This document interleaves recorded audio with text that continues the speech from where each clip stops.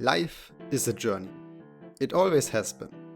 As such, it is rarely set in stone, and our surroundings, as well as our decisions, shape the path that we are walking. Since we are immensely social organisms, our life is littered with thousands of interactions with other humans. Some of those are only fleeting, while the tightest connections last for decades. Some of us tread along aimlessly and are getting swept along the flow. Others have their life in a firm and decisive grip. Either way, one of the most basic and important factors in our trajectories is desire. As the dominant species on our planet, we solve the problem of basic survival, at least somewhat. Once this is satisfied, our mind wanders and seeks what it wants most dearly. Depending on the situation, this might vary from another hour of sleep to leading one's own company. If we now combine this thirst of desire with human interactions, we land at the exodus from the Pale Sea. It follows a variety of characters on a short path of their life, as those are being thrown into a turmoil starting with a singular desire. It features great examples of how different people define their desires and how they approach them. But let's start at the beginning. Our story takes place in the unforgiving environment of a salt-based desert called the Salt Flat. A long time ago, it was a prosperous region that was able to supply an abundance of people and organisms. As time went by though, it went barren, and latest after the profound silence, which submerged most of the Salt Flat completely, the last remaining lifelines went dry. The salt content of the flat was elevated, making farming a nigh impossible task, and remnants of sea fauna litter the ground with their skeletal bones. Such an unforgiving environment leaves not much place for inhabitants. The only few that manage to survive are a variety of salt fins that nurture themselves through microorganisms from underground rivers. This is a very brittle ecosystem and would become one of the two major factors that start off this event. The other one is a single woman's desire to return back to the sea. Juana is a seasoned Aegir who has seen many years on deck as a helmswoman. Her home has always been the sea. As an Aegir, she grew up in an Aegirian city, far away from the troubles she faces now. As not all Aegir are fully up to their people's lifestyle though, Juana left her home when she encountered her former captain and later lover Cruz. Life on the sea was thrilling and always full of dangers, but with a dependable crew, not a thing to worry about too much. At least until the thing happened that all of Iberia is still trying to recover from. The Seaborn also took almost everything from Juana, starting with large parts of the crew, her lover, who turned into a Seaborn himself, and her getting trapped far away from the sea in this unforgiving salt desert, all while also being hunted by the Inquisition. Life has not been kind on Juana, and so she had to adapt. Adapt into a typical pirate captain herself. Cruz's last words entrusted her with this burden, one she never wanted to take. As this, she became both a leader with great abilities, but also shortcomings. Never wanting this position, her control over her crew is one based upon a mixture of fear and accomplishment. The biggest of these accomplishments is without a doubt her having established their current way of living in not plundering towns and villages, but the salt flat itself for what little it provides. And that is what we are getting her introduced with. A skillful and cunning woman, fit to be at the top of the crew. One who put them out of misery many a time. So where's the problem now? Juana knows more than she shows. The brittle environment of the salt flat is starting to collapse slowly in itself, and won't sustain them for much longer. So there are two out of many options to take now. Go inland and try to adjust your way of living again, or face the inherently dangerous sea that holds unknown problems. For Juana this is an easy choice obviously. Her heart always belonged to the ocean, and her experience practically guarantees a survival out there. Her desire leads there. On the other hand, the Iberian land is much more dangerous to her. Unknown parameters and an Inquisition that is not very fond of them. So her direction is clear. But what about her crew? As established, her crew follows her because of fear and accomplishment. Those are strong binding factors for a leader. But we're talking about pirates here. They're not the most honorable folk. Once things start to deteriorate, they are more than ready to go separate ways with their leader, even if it has to be on forceful terms. Entering Javier. Although he only holds the position of head cook, his influence across the crew is large as a long-lasting member of them. His position in the beginning is also hard to overlook. He's a heavy supporter of his captain and is not afraid to nip any opposition in the bud. He has followed her through many of her questionable decisions, all of which have turned out to be exactly what they needed. He believes in her capabilities and her putting the well-being of the crew first. His outward appearance leaves no doubt about his allegiance, but over the course of the event, this relationship deteriorates. No one knows about the collapse of the ecosystem, but what they can see is that food and supplies are getting scarcer and more dangerous to acquire by the day. Put on top of that a lot of those few supplies they have left are getting allocated to the alchemical endeavors of Isidro, then there will be a time when the question of, is this really in the best interest of the crew, will come up in one's head. And at that point, you have to make a decision. Many in the event answer this relatively easy, with either yes or no, but Javier takes much longer for this. The, in my opinion, difficult part to interpret here is when or why exactly he sways against Juana. His inner feelings are not something that he puts much out into the open. Most likely, what he values in Juana the highest is the safety she made him feel. She took him in when he was young. His whole life was led through hardships by her, and not only his, that of the whole crew. He always believed that she wouldn't lead the fleet in danger for her own desires. That desire, being the only solution that Juana sees in their survival, doesn't matter in this case, since the Waythere is taking many sacrifices already, and unlike her, few believe in the sea being their new home, and even less know how to traverse it. Few have it in them to ponder about this as much as Javier did. It's both easy to follow your leader blind-eyed, or to cast her aside in times of crisis. Although trusting the Inquisition is an arguably as dangerous choice. It's much harder to put both sides on a scale when it is basically your own mother. And even after doing so, Javier was never ready to cast her aside. I find it commendable that once he committed to lead the mutiny, he never went back on his word and stuck with it. The only mistake he made during it is him trying to keep Juana safe. Something that should be obviously contradictory. And it is so to everybody else. Both sides get fed up with his behavior up to the finale, so much that he almost loses everything, as his two desires of safety for the crew and Juana clash against each other. And Juana knows this the best out of them all. She knew from the very beginning that going out to sea would not be something that everybody in the fleet would follow her on. She was worried about this herself, and did try to think about a safer solution when the time would come. But the mutiny struck first, for better or for worse. The good thing about it is that as the leader of the mutiny, Javier would also lead them at least towards whatever path they would take besides the ocean. But then he had to go and make the same mistake he lamented about her, not putting his comrades first. It's what the leader has to do, and Juana knows that they won't make it if he keeps on clinging to her. Her rough handling of him after the mutiny is all to steal his decision.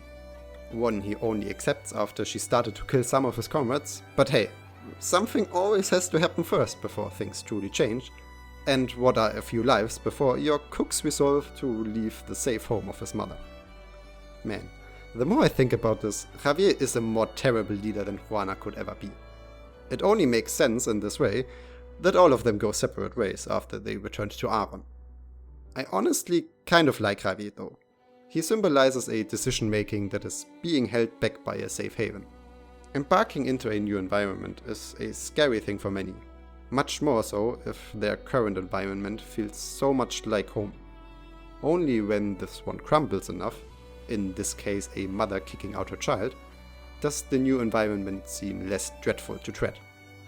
Whether he will die tomorrow or live long enough to hear about the Iberian pirate crew again is now only up to Javier himself. In one way or another, Isidro is the center point of the event. Thorns, as a character himself, was not much to begin with besides Iberian or Distretzer, and someone who blows up his lab more often than appreciated. He's kind of eccentric after all, and people around him often have an image of him that is rather cold and distanced. That is arguably because of his past and him being highly introverted. He appears pretty detached and is hard to deal with, but once you get to know him better and understand his behavior, it gets clear that he can care and tries to help those that he interacts with on a regular basis. As an introvert, it just takes a while for people to arrive at this point. His past doesn't make things much better in this regard. He lived as a beggar beginning from childhood and tried to earn his bread by showing off simple alchemical skills that he got taught. This is what made Aulus, our great human experimenter, attentive of him, and he took Isidro under his guidance. Something that would leave him more reserved than not. All of this combines to him being naturally self-centered, with few being what he himself would call a friend. The thing that led him to Iberia this time was an unrefined search for a sword technique he wanted to acquire. He flows along with things much more passively in general, and this is not too different here. Once he got captured by the pirates, this gets increasingly clear. He may ask here and there for this technique he's looking for, but he never really chases it. It being served on a silver plate for him, and him not even taking long to master it, is probably the worst part about this event, but that's another discussion. The point is that Isidro doesn't know what he really wants. One could say that this search of his is just to have a general goal to work towards. You can say that he is not drifting along in life aimlessly, but it is very close, and this endeavor feels more like an excuse you would tell your parents after graduation, like, hey, at least I'm doing something. And at this point, I want to make a comparison with another character that is pretty similar to Isidro, Texas. Texas has the same way of living in that she goes with the flow. Her appearance in Il Siracusano is guided by Zaro, rather than Texas' own decision making. The big difference between her and Isidro is their surroundings and their position in these. Texas doesn't need to change or adapt. Her name and mere presence in Rossini are enough to have an impact, and her tight connections, both within and outside of Siracusa, move the event ahead enough on their own. She can just play her role in all of this while staying rather passive. She of course also takes action, but it is never out of her character that we know. Isidro doesn't have this luxury. Not only is he largely under custody of unknown and less friendly people, he also has no name to his, other than Juana believing in him being an alchemist. The only companion Isidro has is the appearance of Elysium halfway through the story, but we'll come to him soon. Isidro never comes around as being overly desperate to escape from the pirates. Sure, he tries, but each failed attempt doesn't leave him behind as a more and more anxious-seeming person in a clinch. His goal is not clearly ahead of him, which is why he sticks around with the crew and grows accustomed to them. Him also being rather kind in rescuing one of them while not taking the chance to escape helped to paint this picture of his desire not being a grand one he would sacrifice things for. He was saved in his past by other people himself, so he intends on returning the favor, figuratively. At this point, Isidro is pretty rational, something that he is almost following too much. It's part of the 2 points that held him back from helping Juana. First, he is used to being alone. Not in the bad sense though. He just likes to act on his own, and especially for himself. He never had many tight relationships and had to fight for his livelihood on his own from early on. Juana presents him with a task on which the fate of an entire fleet is resting on. This jump in responsibility from yourself to more than 100 people is huge. Many would crumble under this pressure. His rationality adds up on this. once he saw what it is that he was supposed to work on, he knew immediately that this is no easy task. He knew that failure was much more likely than not, and so he decided to not even work on the direct compass. As he told this to Juana later, she would ask him if this is his idea of trying, and that the chance of failure might still be much smaller than even getting a second chance. We probably all know the saying, better try it than regretting later that you never did. Some decisions in life simply don't come without risks, and Isidro was too afraid to take them, fearing of the responsibility upon his shoulders. This changes through Juana pitying this decision of his and the necessity of the situation during the Inquisition's attack. Here it is when he turns back on his indecisiveness and starts to embrace his desires. The desire to help his friends and the desire to make the compass work for real this time, to embark towards the ocean. All this time, people either used or supported him. They influenced his life. Isidro still took the stance of neutrality during most of this by making an effort to help, but not doing so to his fullest potential. It's him learning about his captivators and getting pushed towards his own desires by increasingly getting influenced by all the other characters in this whirlpool of events. One of these others is a much too underappreciated friend. Starting from their very first encounter, one can notice that Isidro and Elysium are very tight, and this only gets more and more apparent. Elysium never urges Isidro towards one way or another. He's much more of a supportive light next to him. He helps the experiments, but doesn't overstep his bounds. If Isidro wants to act on his own, he respects that. He lightens up the mood with his, to be fair, questionable personality. His greatest trait, though, is that he worries about his friend.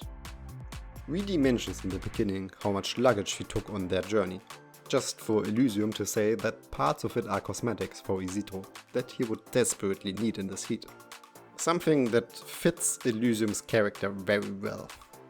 Only at the end does it turn out that from the start he was much more prepared for Isidro leaving for a longer journey ahead and brought very useful gadgets. And he didn't even tell Isidro when he left them. Sometimes friends just don't need words between them. This event never was about Elysium or about their relationship, and he knows this. That's why he never went to say goodbye to Isidro while bidding his farewells with everybody else. He's content with seeing his friend set out on his travels, and knows that their bond is thick enough that they neither need goodbyes, nor that this was the last time they would hear from each other. More than anything was this the cathartic ending for me, in seeing that Isidro truly changed his life, and that his amigo is likewise glad to see him in that way. Sometimes faith produces the biggest miracles. Sometimes it shackles entire nations. And sometimes it brings forth unthinkable catastrophes. Anastasio, the alguacil, is one of Iberia's stoutest believers in their faith. People revere him for his sermons and the hope that he brings them. If you are on his good side, you're lucky because you definitely don't want to be on his bad side. Adorned with the bones of his victims, Anastasio is one of the best antagonists Arknights has seen so far. The scary thing about him is that his cause is not an entirely misguided one. But where did he find it? The time of Anastasio's childhood was not a pleasant one. Iberia was still left in shambles after the profound silence, and people were desperate in their survival. Cannibalism was not an all too rare sight due to this, and Anastasio's case is even more disturbing. At one point, his mother killed his father out of sheer desperation and fed herself and Anastasio with his remains. Luckily, or unluckily, the Inquisition found both of them, and while his mother was apprehended and tried for her crimes, Anastasio was spared of a cruel fate because of his young age. He himself did not understand why, and would have rather been cleansed of his sin than living on, but he was told that he would survive to atone. For definitely worse, he took this to heart. From here on out, someone in the Inquisition decided that it would be a good idea to take a psychopath into their ranks as long as he is faithful. Since then, Anastasio has made it his task to bring what was denied from him: salvation. Salvation to those who could still receive it.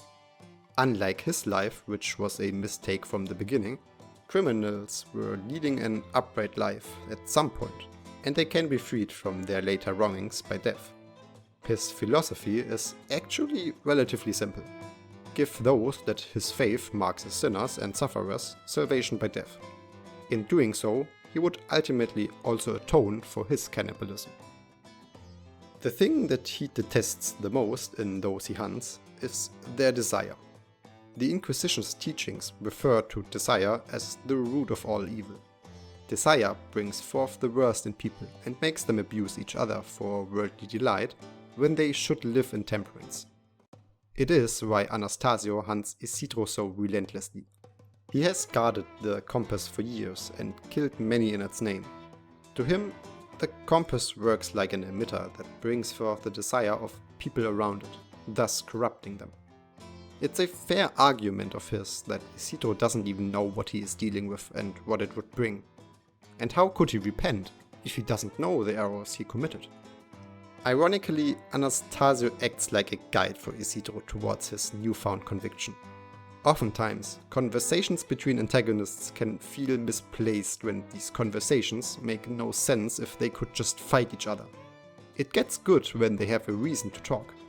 For example, in Path of Life, Ulpianos and Blandos knew each other for so long, and since Blandos was in a bad shape already, there was no need to fight, and Ulpianos might have hoped to find at least a bit of sanity in Blandos' actions. Here, in their final battle, Isidro finds his conviction in their conversation, while Anastasio gets more pleasure and satisfaction if Isidro is aware of his deeds. All that Anastasio does though in the end is make Isidro clear that he has finally found a goal and what he has to pay in order to achieve it. His desire to fix the compass has seen Elysium and Reedy in danger, something that he became acceptant of. If this would really be his fault, then all he had to do was fix it again. Just like Anastasio, he believed human interactions to only drag each other down by using one another. One of the reasons of his exclusive behavior.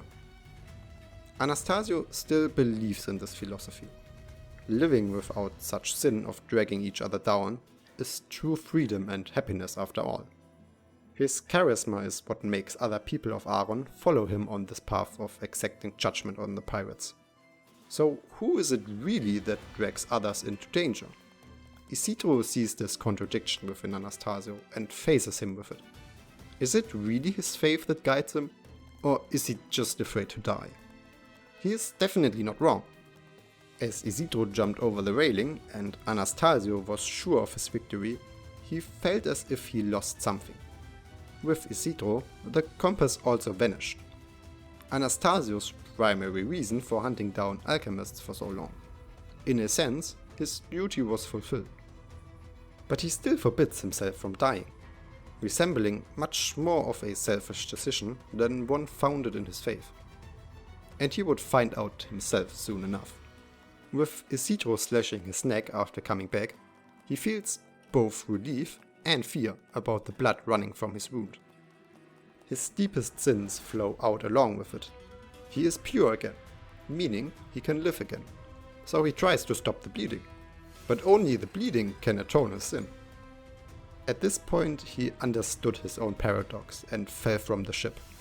A truly great ending for a great antagonist, if it would have been his ending. This desire of his to live more than anything fuses him with the seaborne crews, making him wither through the salt flat forever. I don't expect to see him again. This feels more like the ending that Anastasio deserves. Endless suffering for a sin that he couldn't even comprehend. Surely it doesn't get much better than Anastasio, right?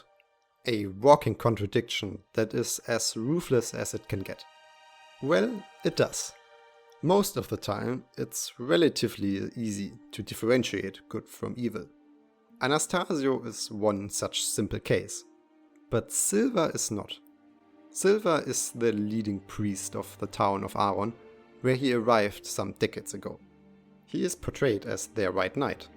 He has freed them from the tyranny of his predecessor and taught them discipline and temperance, which led them through famine and away from cannibalism. He cares about this town and its people, so much that he even went out of his way to learn doctoral skills, since the town's only doctor is getting up there in age. Even in the ensuing crisis after the pirates' attack, he keeps his cool. This doctor just died before she could finish teaching him. Their food reserves have burned. Clerics were injured, and due to the lack of his skills, a newborn child and her mother lost their lives. Despite all of this, he holds up a steadfast appearance, something that the inhabitants of the town need right now. His mimic perfectly mirrors his inner feelings though. He's exhausted. It was morning only minutes ago, yet he doesn't know when it became dark so fast. Unlike the ruthless pirates that were responsible for these disasters, be it directly or indirectly, he's getting introduced as a truly good person. But just like the pirates, who are not entirely black, he is also not entirely right. He might have brought this town back from the brink, but he had to resort to using the Inquisition's faith to do so. Something he would learn to regret. As part of overcoming the famine, Silva imprinted prohibitions on them to preserve food. He tried to lift it later, without any effect at all. People have become trapped in their faith, rejecting comfort when they could have had it.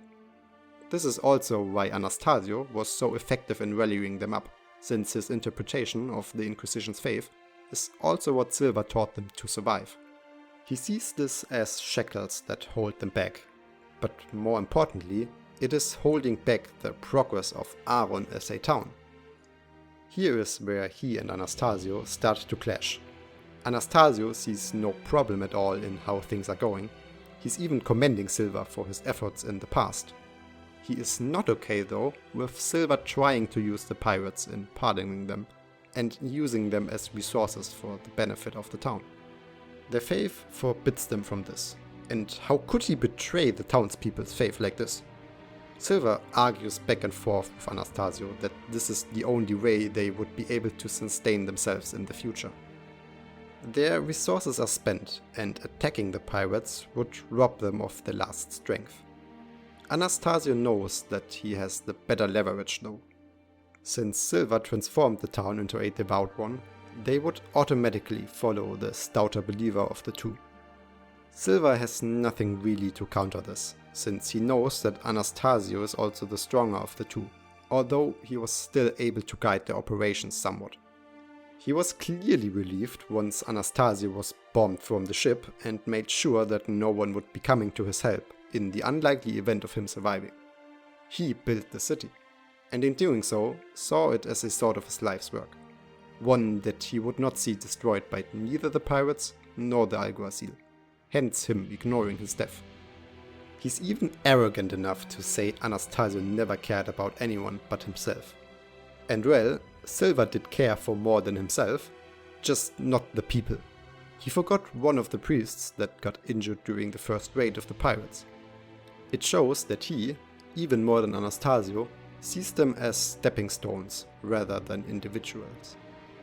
Although his goal of making the town more prosperous is an arguably nobler goal than Anastasio's, Silva doesn't truly care about the townspeople, but the town itself. His Aaron is what he wants to liberate from the Salt Flat. His compassion in the beginning fit into this scheme. He doesn't want to become a doctor primarily because people need it, it's because a town needs one to function. His desire blinded him from leading the people towards a truly better future. And this corruption is what spelled his doom in one of the best scenes in all of Arknights. Anastasio brings punishment upon Silva in the name of their faith, as he was corrupted by desire. He couldn't even do it more cinematically than appearing before Silva's lit matchstick in the darkness, covered in injury that just a couple of days ago Silva would have treated without a second thought. Now he is shocked in seeing Anastasio again, and in the eyes of death, he can't do much more besides grabbing a drawer of his desk. In it are all the white flowers he received from the townspeople over the decades for the deeds they felt so grateful about. Something he forgot entirely at this point. It's a poetic end that the flowers that symbolize the purity of his actions rested upon him in his final moments. The most tragic thing about all of this is that Silva was not even a bad guy. He just lost some important things out of his sight at one point. His goal of bringing progress to the town would even be achieved in the end, with the technology of the salt ships becoming available. It's a shame that he will never see what he has been working towards. After all he did, this town will still continue to exist, even if he is not there. Having the determination to search for one's goal is not something everyone has. Many are lost in their lives and many stay so forever. It takes courage to make a choice, be it to continue with one's path or steer into another direction. Exodus from the Pale Sea is a beautiful story about people finding exactly this courage and accepting whatever consequences this spells. The loss of friends, the uncertain way into uncharted territory, or the challenges of facing oneself and one's errors. Not everyone overcomes this. Not everyone has to. In the end, everyone goes their own way. And at least in the case of our heroes, they all bid farewell under good terms in the direction of their new lives. It's somewhat of a rarity in Arknights to see an event that feels this completed. The build-up was amazing, the execution great, and the ending tied most of the loose ends. Javier's pirate group all walk towards a new life. Reedy and Elysium return to Rhodes, Anastasio continues to wander in the flat. Pasquala has found new hope over the last 3 weeks, and Isidro, Juana and their crew would find their way onto sea, where they would become a beacon of hope for remote parts of Iberia that even earns them a level of approval from a certain Iberian saint. And we will at least hear more about them very likely. Next time, maybe at World's End.